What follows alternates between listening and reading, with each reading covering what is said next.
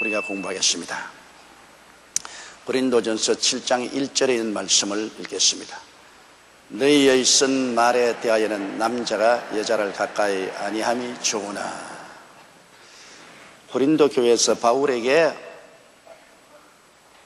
질문한 편지가 있었습니다. 그것은 사람이 결혼을 해야 됩니까? 결혼을 안 해야 됩니까? 그것을 물은 것입니다. 결혼하는 것이 좋습니까? 독신으로 사는 것이 좋습니까? 요사이 상당히 독신주의가 팽배해서 미국이나 브라포드부터 시작해서 오늘 한국에 이르기까지 독신 아파트가 유행을 하고 독신 생활하는 사람들이 많이 있는 것 같습니다. 남자들보다도 노처녀들이 기왕 시집이 안 가질 바에야 혼자 살자, 그런 말을 하고서 독신으로 사는 사람들이 많이 있는 것 같습니다. 그런데 이 고린도 교회는 사회가 굉장히 음란한 사회였었습니다. 가정적인 질서가 무너지고 사회가 음란으로 팽배하고, 또 그곳에 이방신을 섬기는 예배 처소에 가면은 직업적인 여사제가 있어서 내용으로 말하면 창녀입니다. 그들이 섬기는 하나님 앞에서 성적인 방종을 통해서 예배를 드리는 이런 아주 비참한 그런 사회 현상이 있었습니다. 그렇기 때문에 고린도 교회에서는 결혼하는 것이 좋습니까? 결혼을 안 하는 것이 좋습니까? 그런 질문을 했습니다. 여러분, 이 질문은 벌써 하나님이 성경에 대답해 놓은 것입니다. 창세기에 하나님께서 아담을 깊이 잠들게 하시고 그 옆구리 뼈를 취하여 여자를 만드셨습니다. 그리고 남자가 그 부모를 떠나 여자와 연합하여 한 몸을 이룰지라, 그렇게 말했습니다. 그러고 난 다음에 생육하고 번성하여 땅을 충만케 하라, 그렇게 말했습니다. 결혼해서 자녀를 낳아 땅을 충만케 인류로서 번창하게 하는 것이 하나님의 뜻이었습니다. 하나님의 근본적인 그 뜻이 부인될 수가 없습니다. 그러므로 이 세상에 사는 동안에 남녀가 결혼하고 자녀를 생산하고 그리고 후손을 기르는 것은 하나님의 근본적인 뜻인 것입니다. 그래서 너희의 쓴 말에 대하여는 남자가 여자를 가까이 아니함이 좋으나, 이것은 바울 선생께서 그렇게 그 시대를 배경에 두고 한 말인 것입니다. 하나님은 남자가 여자와 결혼해서 가정을 이루고 자녀를 생산하여 땅을 충만하게 하라 했는데, 여기 바울 선생이 남자가 여자를 가까이 아니함이 좋으나 하는 것은 그 당시에는 결혼하지 않고 남자들이 여자와 가까이 합니다. 결혼하지 않고 남자와 여자를 가까이 해서 아주 문란한 사회에 있으니까 결혼하지 않고 남녀 간에 서로 어울려서 문란한 삶을 사는 것, 이것을 하지 말라는 것입니다. 그냥 남자가 여자 원한다고 해서 아무나 그냥 길거리에서 취하고 아무나 만나가지고서 동거하고 하는 이러한 일은 안 하는 것이 좋다. 2절요. 음행의 연고로 남자마다 자기 아내를 두고 여자마다 자기 남편을 두라. 사회가 음풍이 가득하고 도덕적으로 문란하기 때문에 그렇게 결혼하지 않고 남녀 간에 서로 눈만 맞으면 그냥 만나서 사는 그러한 사회 풍조를 따르지 않고, 또 그런 풍조에 휩쓸리지 않기 위해서 정상적으로 결혼을 하라는 것입니다. 정상적으로 결혼하라. 음행의 연고로 남자마다 자기 아내를 두고 여자마다 자기 남편을 두어서 정상적인 가정을 가져라. 하나님이 원래 말씀한 것처럼 남자가 그 부모를 떠나 여자와 연합하여 한 몸을 이룰지라 하는 정상적인 가정을 가져라. 그렇지 않으면 음풍이 사회에 가득하고 도덕적으로 굉장히 문란하고 부패한 사회가 되기 때문인 것입니다. 그 다음 3절요. 남편은 그 아내에게 대한 의무를 다하고 아내도 그 남편에게 그렇게 할지라. 결혼을 했으면 부부간에는 의무가 있습니다. 그것은 제일 첫째로 육체적인 의무가 있습니다. 잠자리를 같이 해야 될 의무가 있어요. 그리고 그 다음에는 경제적인 의무가 있습니다. 가정의 생활을 영위해 나갈 수 있도록 돈을 벌어주는 경제적인 의무가 있고, 그 다음 또 남편은 가족을 보호해야 될 의무가 있고, 아내는 가사를 돌봐야 될 의무가 있고, 자식을 낳아서 기를 의무가 있고, 이런 다 의무가 있습니다. 그냥 결혼을 하고 서로 합치면은 너는 너대로 살고 나는 너대로 산다는 그러한 상황으로서 결혼해서는 안 되지요.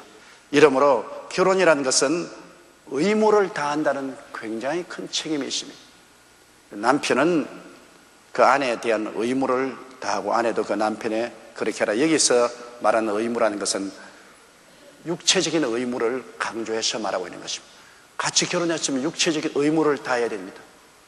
그런데 남자가 결혼하고 난 다음 부인하고 따로 살고, 또 부인이 남편하고 같이 살지 않고 따로 있고, 그건 의무 불이행입니다. 그럴 바에야 왜 결혼을 하는 겁니까? 이렇기 때문에 여기 성경 말씀은 결혼 안 했으면 몰라도 결혼하면 부부간의 의무를 꼭 다하라고 그렇게 말하고 있습니다. 넷째로요, 아내가 자기 몸을 주장하지 못하고 오직 그 남편이 하며 남편도 이와 같이 자기 몸을 주장하지 못하고 오직 그 아내가 하느니라. 서로 결혼하면 육체적으로 자기 몸은 자기 것이 아니라는 것입니다. 언제나 남편이 아내가 필요할 때면 아내는 남편에게 순응해야 됩니다. 그리고 또 아내가 남편이 필요할 때는 남편이 순응해야 됩니다.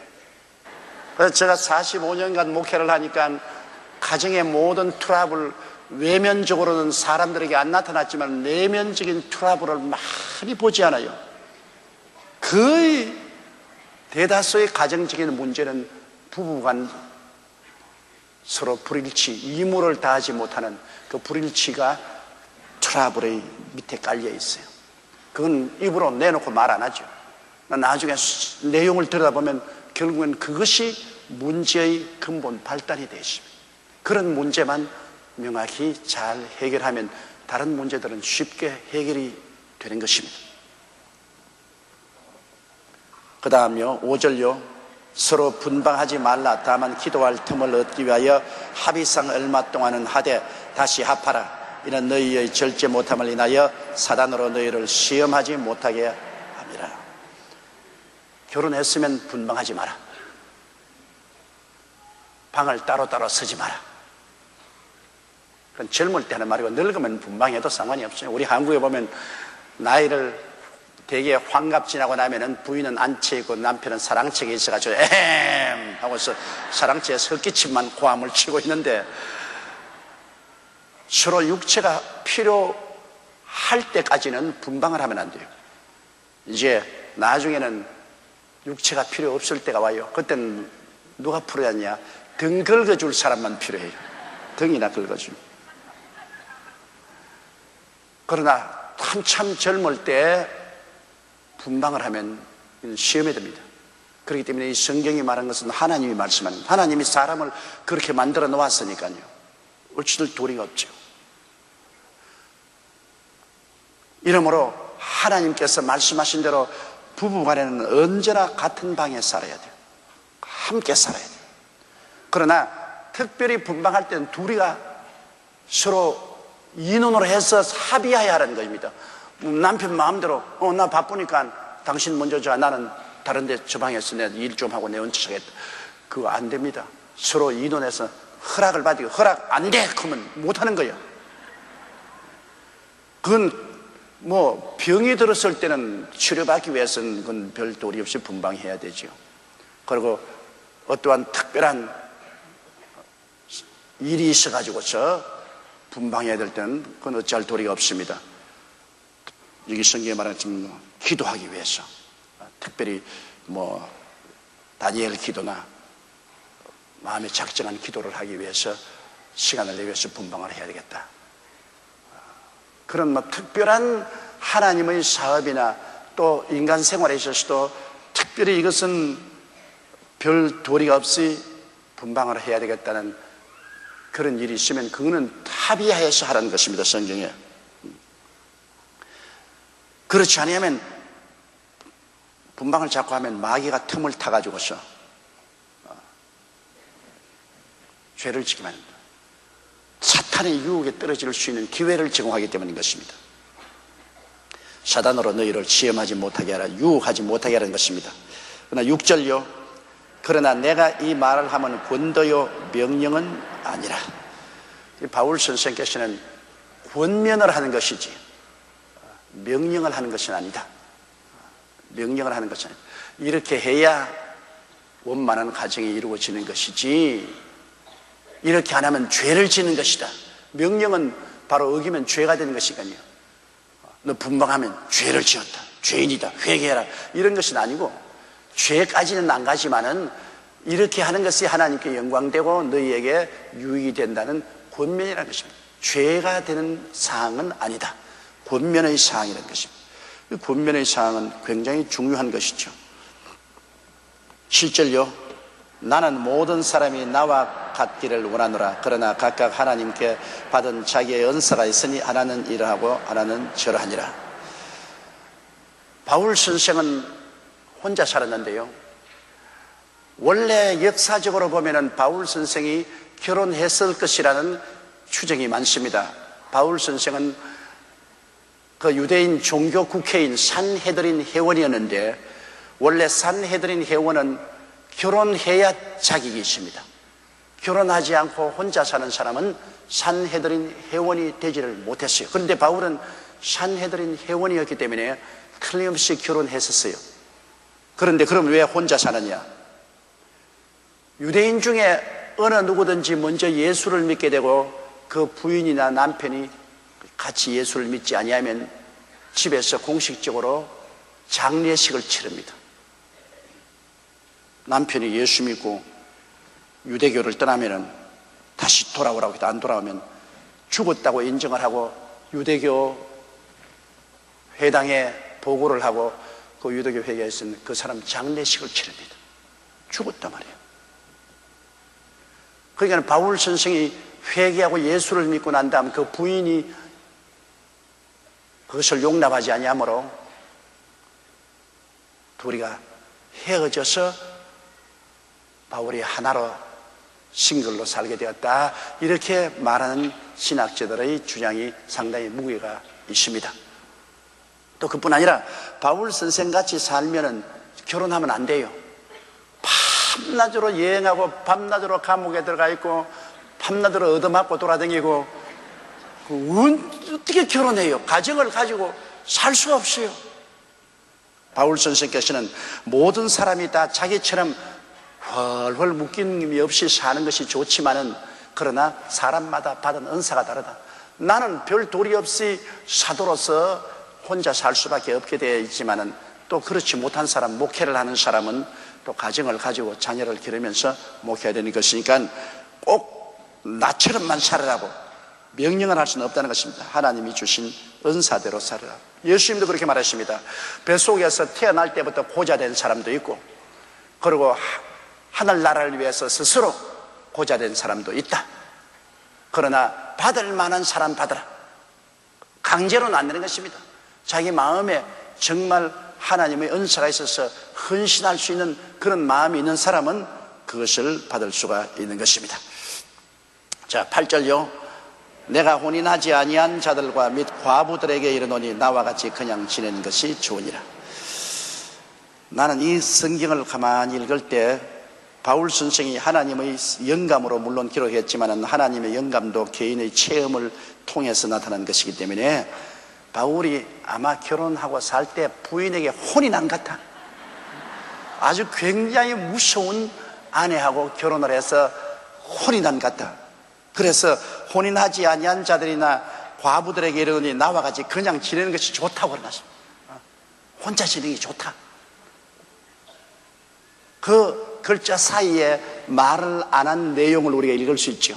나도 옛날에 결혼했다가 혼이 난 적이 있다. 그러니까 괴롭다. 혼자 사는 게 좋지 않냐. 요사이 여러분, 싱글족들,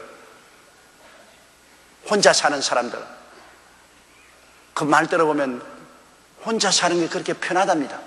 아침에 몇 시에 일어나도 누가 간섭하는 사람도 없고, 밤늦게까지 텔레비전 틀어놓아도 끄라고 하는 사람들도 없고, 그러고 뭐 자기 먹고 싶은 대로 먹고, 자기 자고 싶은 대로 자고, 자기 행할 대로 행하니까 얼마나 좋으냐. 그러나 바울 선생은 혼인하지 아니한 자나 과부들에게 이르노니 나와 같이 그냥 지내는 것이 좋다는 것은, 혼인을 하면은 의무와 책임이 따라오고, 그 의무와 책임에 따라서 고통이 다가옵니다. 마음 고통이 심하고 육체적인 고통이 있기 때문에 바울 선생께서는 마음 고통, 육체 고통 하지 말고 마음을 다하고 뜻을 다하고 정성을 다하고 목숨을 다해야 주만 착 섬기고 나갈 수 있는 그러한 자유함이 얼마나 더 좋지 않느냐. 그렇기 때문에 받을 만한 사람은 이러한 삶을 받는 것이 좋다, 그렇게 권면하는 것이지 명령은 아닌 것입니다. 9절요. 만일 절제할 수 없거든 혼인하라. 정욕이 불같이 타는 것보다 혼인하는 것이 나으니라. 대개 남자들은 절제하지 못합니다. 여자들은 수동적이기 때문에 남이 와서 자꾸 유혹을 하지 않은 이상은 절제할 수 있지만, 남자는 능동적이기 때문에 유혹을 하든 안 하든 젊을 때는 절제하지 못합니다. 그래서 많은 젊은 청년들이 여러분의 아들들입니다. 부모에게는 말 못하고 나에게는 신앙 상담을 많이 옵니다.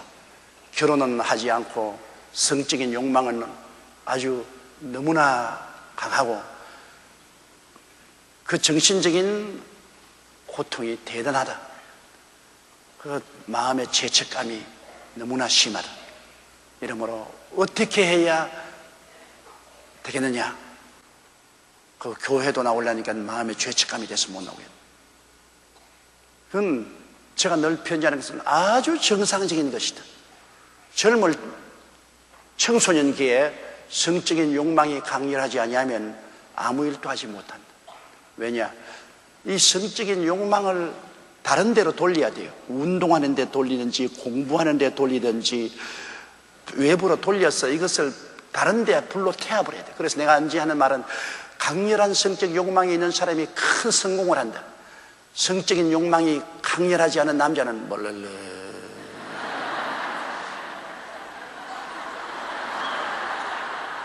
아무것도 못해요.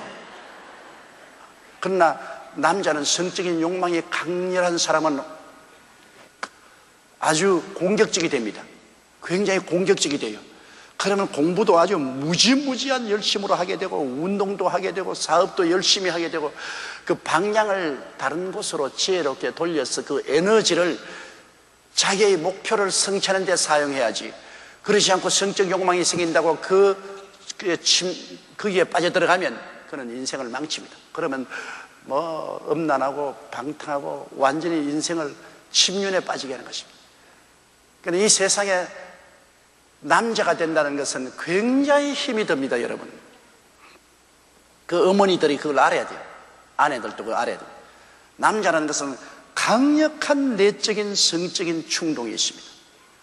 그렇기 때문에 오늘날 남자들이 세계를 정복하고 큰 사업을 일으키고 큰 일을 하는 것은 그만한 내적인 충동의 에너지가 있기 때문인 것입니다. 그 충동의 에너지가 성적인 충동이 근원인 것입니다. 그렇기 때문에 이것을 잘 처리한다는 것이 굉장히 힘듭니다. 더구나 결혼하기 전에 청소년들은 굉장히 이 충동을 견디기가 힘드는데, 그런데 유혹이 다가오고 환경이 나쁘고 다른 친구 만나면 뭐 완전히 아주 나쁜 길로 들어가죠.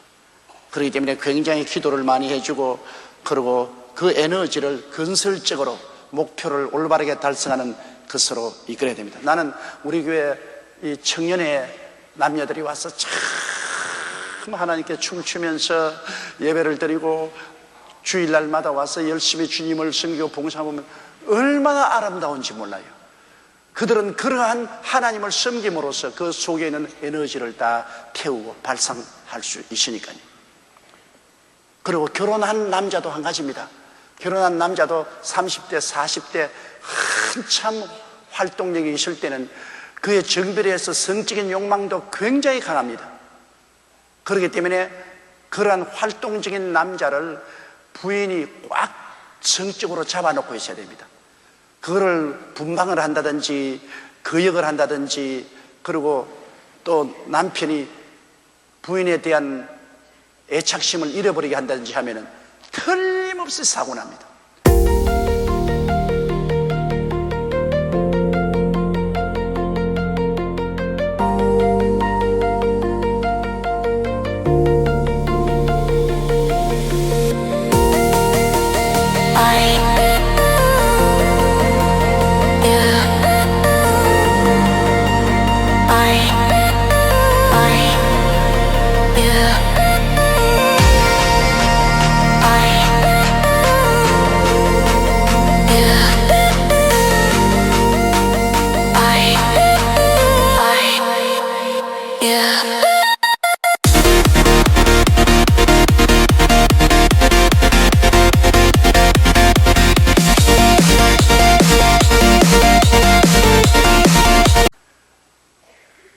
열에 열 사고 납니다. 밖에 나가서 혼자 나는 점잖하게 산다 한 사람도 없어요. 그렇기 때문에 결혼한 젊은 여성은 그 남자의, 자기 남편의 관심을 자기에게 늘 끌고 잡고 있어야 돼요.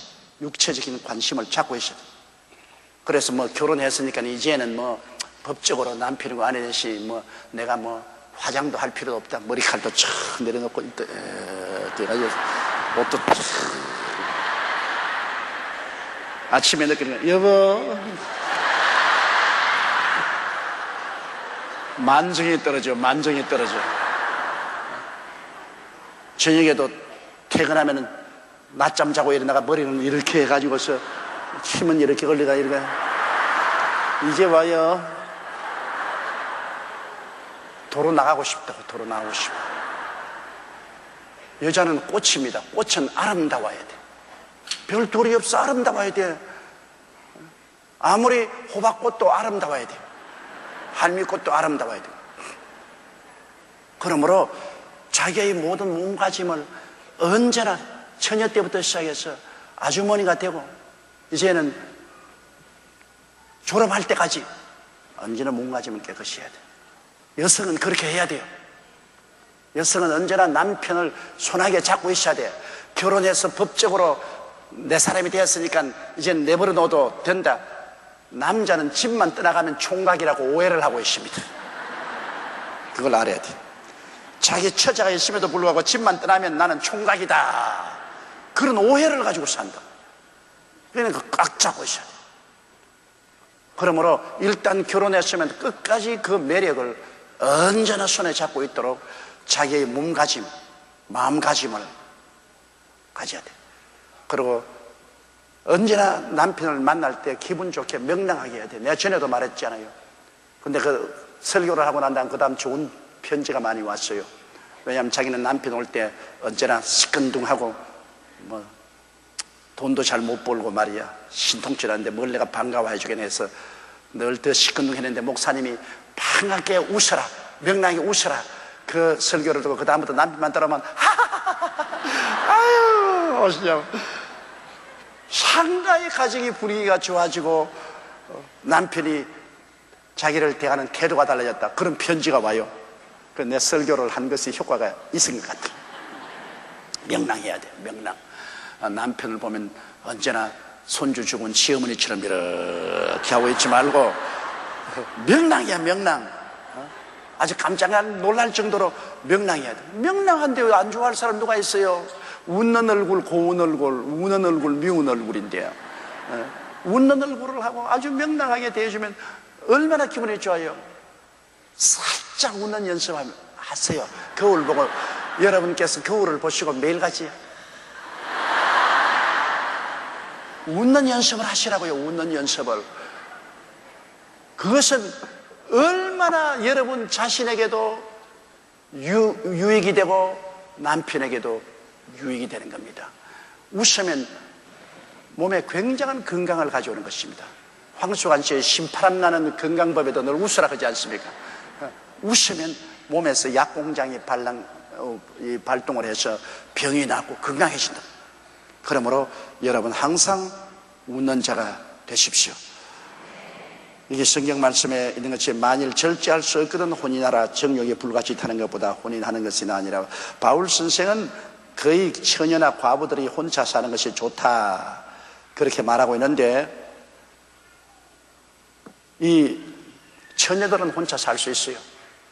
처녀들은 왜냐하면 남자를 경험한 적이 없기 때문에 혼자 살 수 있지만, 과부들은 남편하고 살은 것이 경험이 있기 때문에 혼자 사는 것은 힘이 듭니다. 반드시 꼭 육체적인 욕구 때문에 그런 것도 아니고 마음이 외로워지니까. 같이 살 때는 미우나 조우나 같이 있으니까 마음의 의지가 되고 마음의 위로도 되고 심심하지도 않고 서로 좋았는데, 혼자가 되면 굉장히 외로움을 느낍니다. 그런 공백을 느끼기 때문에 마음의 외로움도 굉장히 심합니다. 그리고 또 부부 생활을 했기 때문에 부부 생활에 대한 기억과 추억이 있어서 유혹이 되는 것입니다. 이러므로 이렇게 해서 정신적인 혼란과 고통을 당하는 것보다는 혼인하는 것이 좋다. 그러므로 결혼하지 않은 사람은 경험이 없어서 그렇지 않지만, 결혼한 사람은 또다시 옛날 추억 때문에 굉장히 마음의 유혹을 당하거든. 그건 재혼하라. 근데 재혼하기가 쉽지가 않아요. 왜냐하면 제일 처음 여러분 수영을 배울 때, 어릴 때는 그냥 물에 뛰어들어가면 확 뛰어들어가서 수영을 배워요. 나이 먹은 사람은 수영을 배우라고 하면 자꾸 물 밑을 들여다봐요. 깊은 것을 보고 겁이 나가지고서 안 뛰어들어가요. 처녀 총각 때는 결혼 생활이 뭔지도 모르고 그냥 뛰어들어가서 결혼하지만은, 한번 결혼해서 살아본 사람은 겁이 나니까 이제는 신중하게 생각해야 돼요. 10가지를 다 따지게 돼요. 그러니까 재혼이라는 것이 결코 쉽지가 않습니다. 이러므로 예수 그리스도를 잘 믿고 하나님 앞에서 주님 중심으로 열심히 잘 살 수 있으면 그것이 더 좋다고 바울 선생이 말씀하고 있는 것입니다. 10절요. 혼인한 자들에게 내가 명하노니 명하는 자는 내가 아니요 주시라. 여자는 남편에게서 갈리지 말고 만일 갈릴지라도 그냥 지내든지 다시 그 남편과 화합하든지 하라. 남편도 아내를 버리지 마라. 자, 혼인하기 전에 처녀나 과부들에게 대해서는 상당히 하나님이 관용을 가지고 있지만은, 혼인한 자들에게는 내가 명하노니, 내 명령이 아니라 이건 하나님 명령이라는 거예요. 바울이 단호하게 말합니다. 여자는 남편에게서 갈리지 말고, 좌우간 어떤 일이 있어도 주 안에서 결혼한 사람은 이혼하지 말라는 것입니다. 만일 갈릴지라도 그냥 지내든지 그 남편과 화합하든지 하라. 이것은 주 안에서 결혼한 것을 말하는 것입니다. 예수 그리스도 믿고 하나님의 자녀로서 서로 결혼한 사람은 서로 마음이 맞지 않아서 헤어지고 싶은 생각이 있더라도 허락하지 않습니다. 그리고 갈리지 말고, 혹시 불가피해서 갈리거들랑 서로 떠나 있다가도 다시 합쳐라. 갈렸다고 해서 남편은 또 다른데 장가들고 또 여자는 다른데 시집가고 그렇게 하지 말라는 것입니다. 그리고 또 남편도 아내를 버리지 말라. 명령입니다. 이게 예수 그리스도 이름으로 하나님 앞에서 결혼한 사람은 하나님 앞에서 어마어마한 결혼 계약에 묶이는 것입니다. 물론 남편이 죽으면 아내는 그 법에서 해방됩니다. 또 아내가 죽으면 또 남편도 그 결혼 계약에서 해방되지만은, 상대방이 살아있는 이상 이 세상에 사는 동안에는 아무리 법적으로 이혼을 해도 하나님께서는 그것을 인정하지 않습니다. 하나님은 인정하지 않습니다. 법적으로 인간사회에서는 이혼 재판소에 가서 이혼해서 서로 법적으로 헤어져도 하나님은 일단 결혼했으면 하나님 앞에서는 결혼한 사람입니다. 그렇기 때문에 일단 헤어졌으면 다시는 재혼 못하고 상대방이 살아있을 동안에는 따로따로 그냥 살아요. 만일 헤어져가지고 남편이 다른 여자하고 결혼하면 그건 간음한 것이고, 여자가 다른 남편하고 살아도 간음하는 것이고, 남자가 여자를 버리고 다른 데 장가들어도 간음하고, 버림받은 여자가 다른 데 시집가도 간음하는 것이다.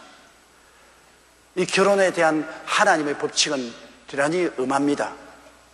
일단 그리스도 이름으로 결혼했으면 이혼하지 말고 어떠한 고통이 있더라도 같이 살고, 그리고 살지 못해서 헤어지거든, 헤어지기까지는 좋습니다. 재혼은 못한다. 상대방이 살아있는 이상은 결코 재혼은 하지 못한다. 그대로 있다가 도로 합쳐라. 이것이 하나님께서 주신 명령인 것입니다. 그 다음 12절요. 그 남은 사람들에게 내가 말하노니 이는 주의 명령이 아니라 만일 어떤 형제에게 믿지 아니하는 아내가 있어 남편과 함께 살기를 좋아하거든 저를 버리지 말며. 자, 그 남은 사람들에게 말한다는 것은 그리스도 안에서 결혼 안 한 사람들, 다시 말하면 예수 믿기 전에 예수를 믿지 않고 서로 오다 가다 만나서 결혼을 했는데, 예수를 믿고 난 다음에 남편이 아내 보고 너 예수 믿기 때문에 나는 너하고 못 살겠다. 넌 처음 결혼하기 때는 예수 안 믿고 우리가 서로 결혼했지 않느냐. 근데 네가 이제 예수를 믿었으니 나는 너가 예수를 포기하기 전에는 나는 너하고 살 수 없다. 그런 경우는 이혼해도 괜찮다는 겁니다. 왜냐하면 예수 믿기 전에 서로 결혼했다가 한 사람이 예수 믿었기 때문에 못 살겠다. 그래서 남편이 아내 보고 너 예수 믿기 때문에 난 못 살겠다. 오케이. 뭐 정이혼해야 되면 이혼해야 되면. 또 아내가 남편 보고 당신 말이야 예수 믿기 전에 나는 안 믿는 사람으로서 남편으로 결혼했는데 당신 예수 믿었기 때문에 난 당신하고 못 살겠다. 난 헤어지겠다. 그건 헤어져도 괜찮다는 것입니다. 유일하게 여러분 이혼할 수 있는 허락은 믿기 전에 서로 결혼을 했는데 믿고 난 다음 예수 믿는 조건으로, 예수 믿기 때문에 아내 보고 너하고 못 살겠다, 남편 보고 너하고 못 살겠다 할 때, 그때는 할 수만 있으면 오래 참으면서 상대방을 위해서 기도하고 설득해서 예수를 믿게 하는 것이 제일 좋으나, 그것이 안 되면 갈라져도 하나님 앞에서 죄가 되지 않는다는 것입니다. 그러므로 그 남은 사람들에게 내가 말하는 이는 주의 명령이 아니라 만일 어떤 형제에게 믿지 아니하는 아내가 있어 남편과 함께 살기를 좋아하거든 버리지 마라. 믿지 않은 아내가 우리 남편 믿어도 좋으니까 나는 안 믿어도 믿는 남편하고 같이 살겠다면 버리지 마라. 또 13절요. 어떤 여자에게 믿지 아니하는 남편이 있어 아내와 함께 살기를 좋아하거든 그 남편을 버리지 말라. 남편은 예수 안 믿고 아내가 예수 믿었는데 그 남편이 아이고 너 예수 믿어도 좋다, 뭐 나하고 같이 살자, 나는 안 믿을란다, 그러나 나하고 살자, 좋아하거들랑 헤어지지 마라. 14절요. 믿지 아니하는 남편이 아내로 인하여 거룩하게 되고 믿지 아니하는 아내가 남편으로 인하여 거룩하게 되나니 그렇지 아니하면 너희 자녀도 깨끗이 못하니라. 그러나 이제 거룩하니라. 아내가 예수를 믿으면 남편이 구원은 못 받아도 아내 때문에 그 영향력을 받아서 거룩하게 됩니다. 그러므로 그 두 사이에서 낳은 자녀도 거룩하게 됐죠. 또 남편이 예수를 믿는데 아내가 안 믿더라도 남편의 믿음의 생활로 말미암아 그 아내가 거룩하게 되는 것입니다. 그 옛날에 구약 시대에 보면은 여러분 이 제사장이 하나님께 앞에서 무슨 그릇을 만지면 그릇이 거룩하게 되고 옷을 만지면 옷이 거룩하게 되고 그렇게 되는 것처럼 남편이 하나님을 믿으면 그 남편 있는 믿음으로 말미암아 안 믿는 아내까지 거룩하게 됩니다. 거룩하게 됩니다. 그래서 그들 사이에는 자녀도 거룩하게 돼요. 또 아내가 예수 믿으면 남편이 거룩하게 되었어. 그 영향력이 굉장히 큽니다. 같이 사는 것은요. 왜냐하면 부부는 한 몸이 아닙니까? 한 몸이기 때문에 하나님 믿는 사람하고 안 믿는 사람하고 서로 같이 부부가 돼서 지나면 한 몸이 되니까 거룩함이 전달되는 것입니다. 이러므로 믿지 아니하는 남편이 아내로 인하여 거룩하게 되고 믿지 아니하는 아내가 남편으로 인하여 거룩하게 되나니 그렇지 않으면 너희 자녀도 깨끗이 못하니라. 그러나 이제 거룩하다고 말했습니다. 그러므로 한 사람만 믿어도 온 가족이 거룩하게 되는 것입니다. 그러면 15절요. 혹 믿지 아니하는 자가 갈리거든 갈리게 하라. 형제나 자매나 이런 일에 구속받을 것이 없느니라. 그러나 하나님은 화평 중에서 너희를 부르시느니라. 아까 내가 말한 것처럼 믿지 않는 자끼리 상대가 예수 믿었으니까 안 살겠다면 좋다, 그렇게까지 나오고 달랑 거기에 걸릴 것 없다, 헤어져라. 남편이 예수 믿기 때문에 아내가 안 살겠다 그러면 헤어져라. 또 아내가 예수 믿기 때문에 남편이 나는 예수 믿는 사람하고 못 살겠다고 고집을거든, 헤어져라. 이것은 하나님 앞에 법이 안 되는데, 그러나 화평 중에 하나님이 부르셨으므로 그렇게 서로 헤어지면서 서로 마음의 원한을 갖고 상대를 비난하고 상처를 주고 헤어지는 것보다는 화평 중에 하나님 부르시면 참고 견뎌서 기도해서 상대를 회개시키고 구원시키는 것이 제일 좋다, 그 말인 것입니다. 자, 16절요. 아내 된 자여 내가 남편을 구원할는지 어찌 알 수 있으며 남편 된 자여 내가 내 아내를 구원할지 어찌 알 수 있으리요. 그 말 그저 참고 견뎌서 남편 위해서 기도하고 아내 위해서 기도해서 상대방을 구원할 수 있을는지 어떻게 알겠는가. 그러므로 좀 더 참아보고 좀 더 참아보아라. 그러나 정 갈리겠다면 갈랐어도 하나님 앞에 죄는 안 된다는 것입니다. 그러니 가장 엄격한 것은 주 안에서 결혼한 것이 가장 엄격합니다, 여러분. 이미 예수 그리스도를 구주로 모시고 하나님 한 아버지 앞에서 중생한 사람으로서 결혼한 사람은 절대 이혼이 허락되지 않습니다.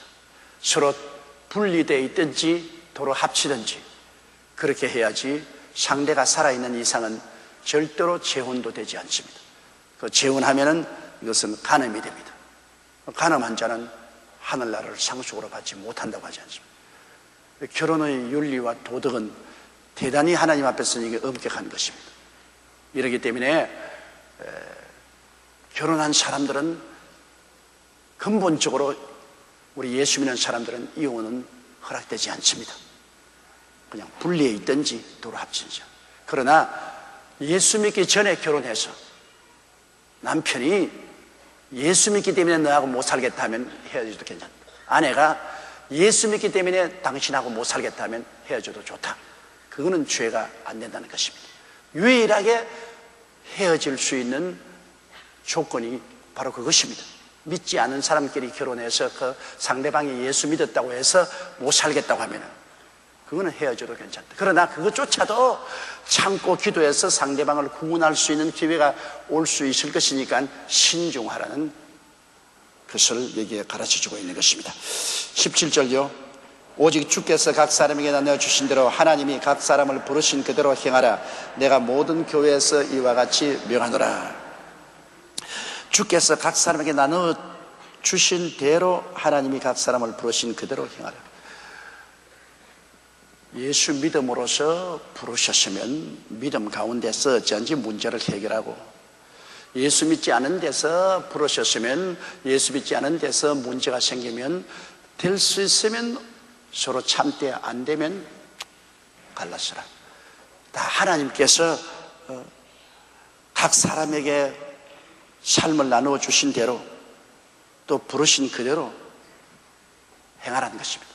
예수 믿는 부부끼리 불러셨으면 예수 믿는 부부로서의 처음에 결정한 대로 그대로 해야 되고, 안 믿는 사람끼리 살다가 그 중에 한 사람이 부름을 받았었으면 또 그에 따라서 인생을 처리하라. 그 말씀이 것입니다. 오직 주께서 각 사람에게 나눠 주신 대로 하나님이 각 사람을 부르신 그대로 행하라. 내가 모든 교회에서 이와 같이 명하노라. 자, 오늘은 여기까지만 우리가 공부를 하십시다. 이제 여러분 총 결론을 내리는 것은 예수 그리스도를 믿고 결혼을 해서 가정을 가지고 사는 것은 하나님의 근원적인 뜻인데, 아담과 하와가 타락한 이후로부터 악이 들어와서, 그래서 이 악이 남편에게도 아내에게도 사회에도 국가도 세계도 악이 편만합니다. 그래서 우리가 구원을 받고 나도 원수 마귀가 이 악한 행실을 끊임없이 가져오기 때문에 여러분 모든 삶에는 완전한 평안이란 없습니다. 끝없는 영적 전쟁입니다. 한 가정을 행복하게 하는 것도 행복하게 하면 할수록 하나님 나라에 보탬이 되니까 마귀가 들어와서 어찌한지 부부간에 서로 갈라놓으려합니다. 어찌한지 예수 믿는 가정을 파괴시키려고 합니다. 예수 믿는 자녀들을 유혹하려고 합니다. 이러므로 우리의 삶 속에는 끊임없는 영적인 전쟁이기 때문에 언제나 큰 고통이 다가올 수 있는 가능성이 있습니다.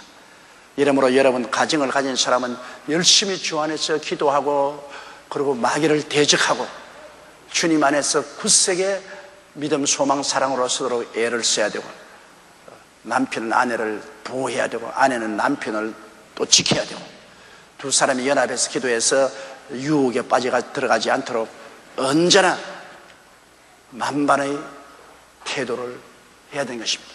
마귀가 없으면 괜찮지만 마귀가 살아서 있는 이상은 우는 사자같이 두루다니며 삼킬 자를 찾고 있습니다. 영적 전쟁입니다. 더구나 가정은 하나의 영적 전쟁터인 것입니다. 그냥 가정이라고 해서 내가 무사태평하게 있으면 모든 것이 될 줄 알지만 그렇지 않습니다.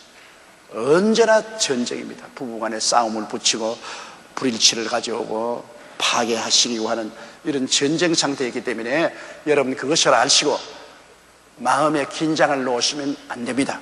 언제나 많이 기도하고 예수 그리스도 안에 굳세게 서서 믿음, 소망, 사랑으로 여러분 개인과 가정을 지키는 여러분이 되도록 노력해야 될 것입니다.